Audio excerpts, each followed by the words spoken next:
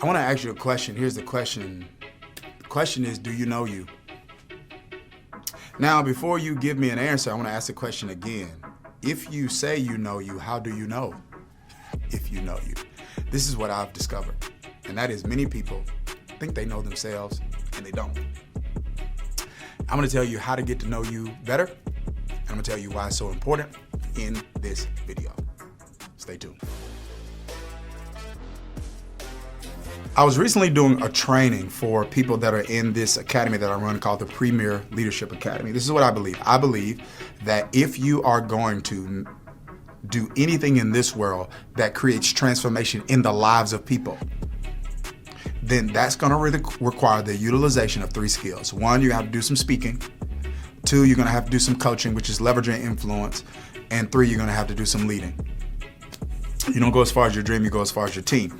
So we've got academies or schools that train people in those skills, right? So it's not, we don't just necessarily train people to be speakers. Some people want to be speakers, but we train, because most people won't be speakers, but everybody's going to have to do some speaking.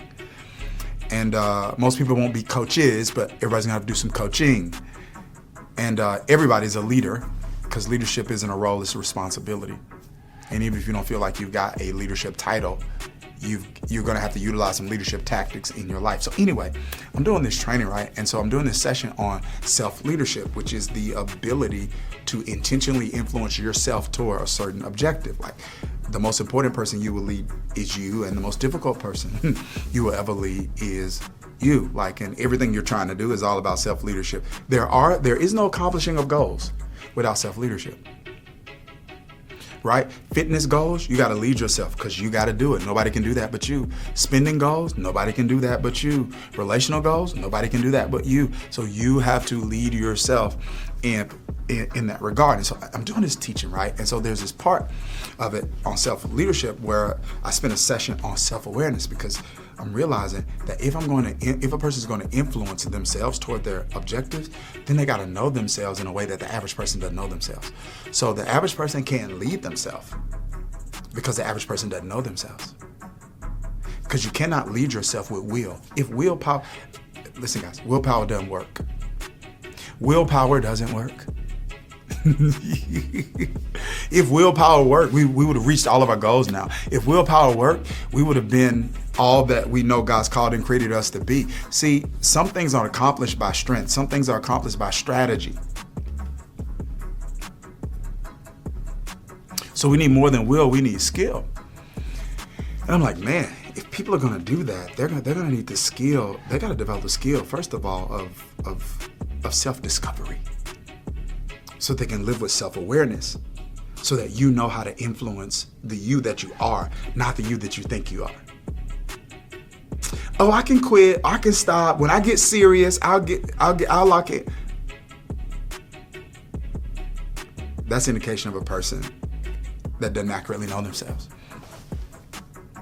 And, I think it's incredibly essential and important that we spend some time here, because I think these are the types of concepts that are clearly this type of concept is clearly communicated in scripture, but it's like these sorts of scriptures that call for self-examination and self-discovery and self-awareness are often scriptures that are underemphasized. Like in 2 Corinthians 13:5, Paul says, hey, examine yourself to see if you be in the faith. Right? He's like, hey, you have to intentionally engage into some self-discovery, because you're making assumptions about your spiritual status or the place you're on in your spiritual journey, and you might not be where you think you are. But the only way that you can see that is if you create some space to engage in self-discovery. Paul says in another place, if we would judge ourselves, we would have no need to be judged. Like the most dangerous type of deception is self-deception, because the nature of self-deception is you don't know you're deceived. And so the Bible's kind of like replete with this information about, hey, be aware, be like, Peter talks about being sober-minded. What does that mean? He's not just talking about not being intoxicated with alcohol there. He's talking about not being intoxicated by emotions. Be sober. That's That's a call to intentionality. That's a call to self-awareness. James even says, hey, don't just be hearers of the word and so deceive yourself. Do what it says. Meaning that I can hear a truth that is so impactful and powerful and inspiring that I can make the assumption that the truth that I heard is a truth that's changed me. When actually the truth that I heard is the truth that revealed to me that something can change. But whether or not something will change is going to be based on my application of that truth. That's what Jesus talks about in Matthew chapter 7, when he talks about one of the ways wisdom works is wisdom is revealed in how a person applies the truth that they heard in a way to building their life on it. So he compares two houses being built, one on sand, one on a rock. A storm comes, one falls down, one stays standing. And the one that stays standing was built on a rock. The one that falls down was built on sand. Sand, world principles, rock, God's principles. And principles simply the truths you make a decision to live by. So like the quality of your life is going to be based on principles, the truths you make a decision to live by, your values, the things that are most important to you, and your standards, the least you allow of yourself and others. So some people don't have the life that they want. They got the right principles. And they got the right values. They don't have the right standards. Or some people got the right standards, but they got the wrong values. And some people got the right standards and the right values, but they're living by the wrong principles.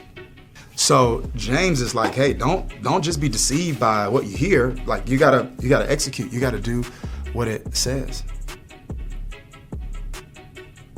And so in my book, Your Purpose is Calling, I kind of unpack a framework for self-discovery, like 4 areas where a person needs to know themselves. And I actually talk about these 4 areas in one of my sections in the Leadership Academy that we lead. And I want to walk you through them now. And the first one is this: unique design. I had to know, how have I been uniquely designed? Because a lot of times I've learned that people criticize things about themselves that have been customized by God. You know, I'm just a quiet person. What's wrong with that? Yeah. What's wrong with that? Now, you can't be quiet all the time. You got to know when to talk, but talking might not be by default. It might be by design, but you got to do it. But what's wrong with that? Well, you know, they say I'm a creative person. What's wrong with that? You have to know, right? So when I talk about unique design, it means that you're able to distinguish between where has life shaped me and where has God shaped me. And where has life shaped me and God used it? And where has life shaped me and the enemy used it?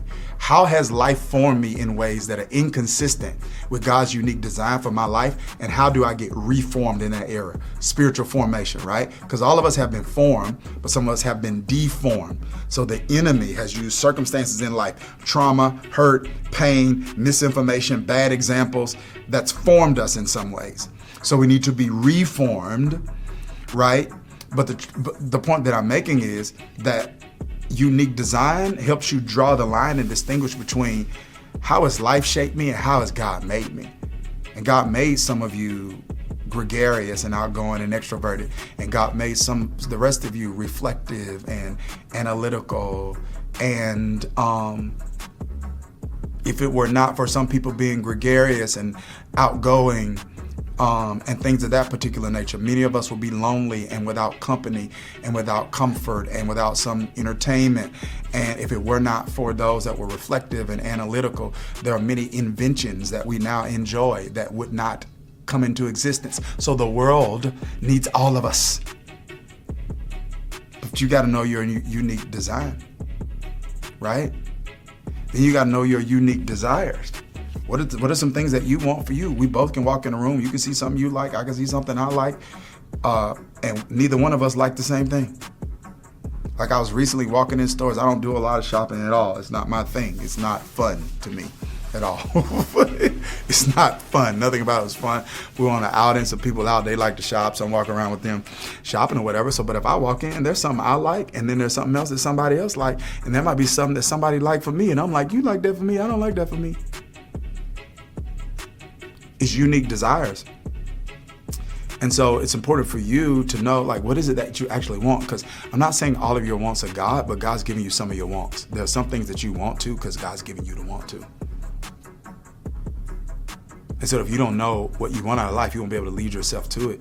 And 3, there's unique dreams. And this is what we would call a vision. Desires are what you want for you. Your dreams are what you want for the world. That's going to be tied to some discontent. We both can walk in a room. We both see a problem. It bother you. It not bother me. It bother you because that's a problem you called to solve. That's what you see for the world. And you didn't know that, so you can lead yourself to that. And then there's unique destiny. That is, what is it that you want people to say about you when you're no longer here? What will you be known for? At your funeral, what will they get up and say? And is it what you want said? Live your life that way. And these are 4 frameworks of self-discovery. I hope they just, I hope it just adds tremendous value to you. If you are a person that hears a training, a teaching like this, and you realize God is enough for me, Sunday is not. I need more than just spiritual development. I need personal development from a faith-based and scriptural perspective, then I've got something I want you to check out. It's called, it's my coaching and mentoring community. It's called Daniel's Den. You can go to danielsden.com. I only open it up a couple of times a year, but get on the wait list if it's not open so that you can be notified when we open it back up. We'd love to have you as a part of that tribe and that community, because as you discover you can make a difference in the world. Take care.